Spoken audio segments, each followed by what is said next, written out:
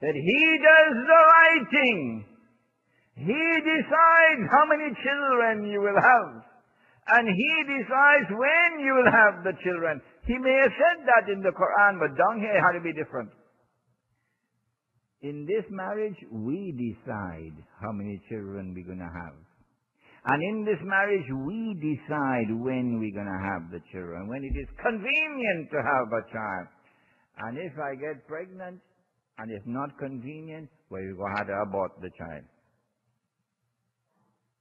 That is shirk. That is shirk. As a woman goes to work, not only do we have these problems in the home,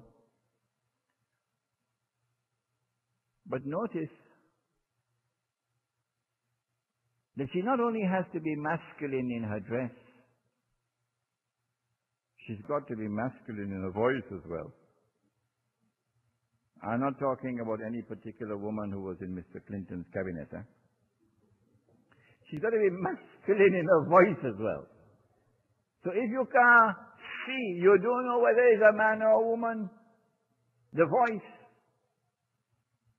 And as she assumes the role of the male in society, even the face begins to change.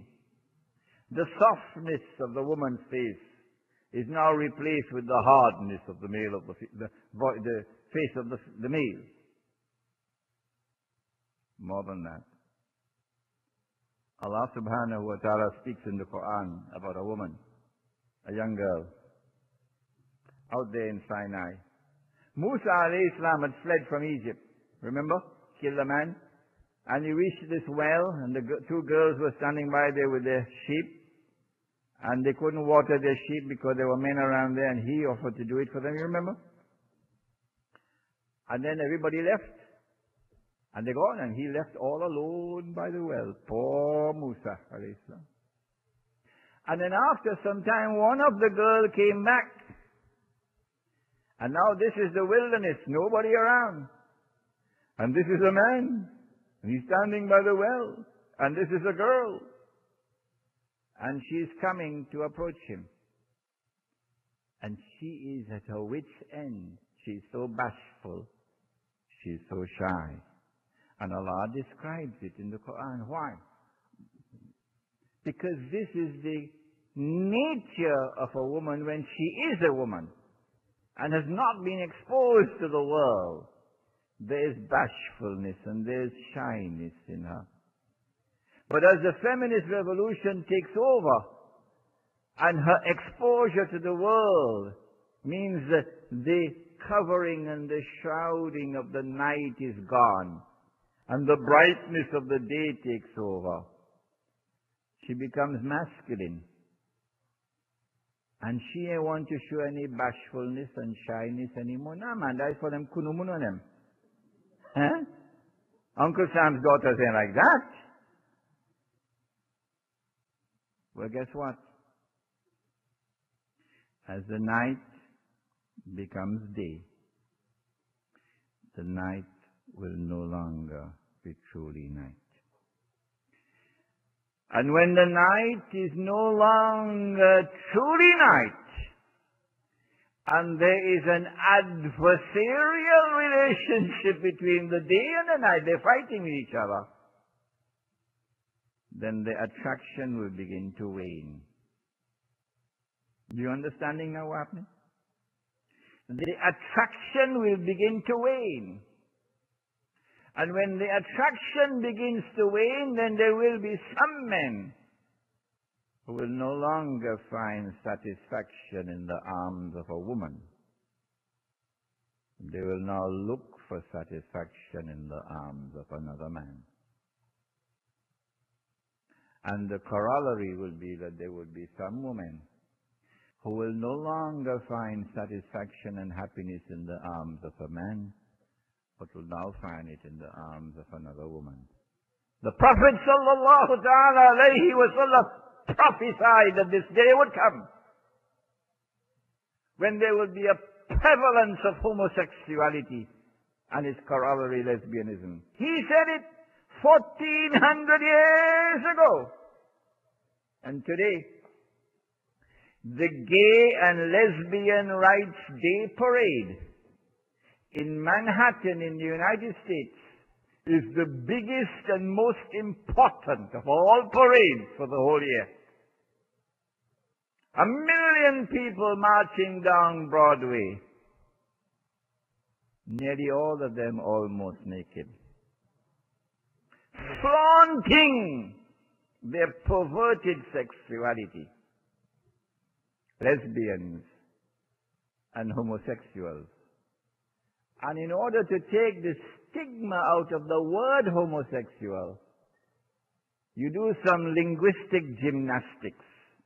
And you replace the word homosexual with the word gay. Yes. So this is something positive. Gay. Oh, I see. So homosexuality and lesbianism emerges in consequence of the feminist revolution. We're seeing the tip of the iceberg now. Tomorrow we're going to see the iceberg itself. Now let's come back to the slave woman. We had to go all this way to reach to the slave woman. Not only do women lose their femininity as the feminist revolution takes root, they lose more than that. They lose their fertility. They can't have babies. Where's the evidence? Fortunately for us, the evidence is there in black and white, in the books. It's in the concrete. Go to Singapore, where the feminist revolution has taken the deepest roots. Singapore. Notice what has happened in Singapore. That there is a serious problem of fertility for the Singaporean woman. She can't have babies. So she had to go to the fertility clinic. And they have to have all kind of in vitro fertilization and all kind of simidimi so that she could get pregnant, because she can't get pregnant. The womb refuses to produce because the night is trying to become day. Go to France, another country where the feminist revolution has taken terrific roots. And in France also you have a serious problem of infertility for women. Oh, all right. So you're traveling first class, remember? With permanent first class tickets, because of riba. You have the best food and the best water and the best medical care. But you can't have children.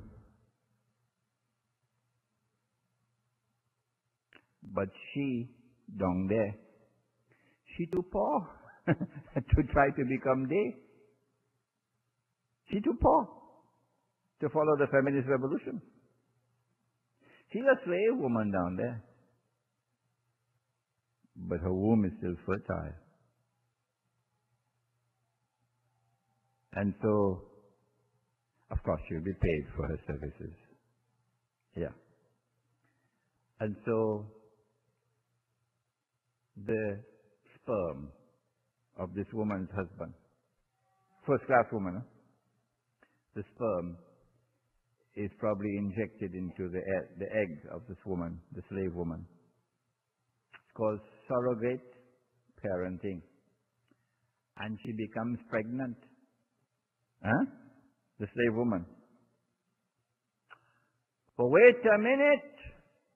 She might be a slave woman, but first class baby inside there, you know.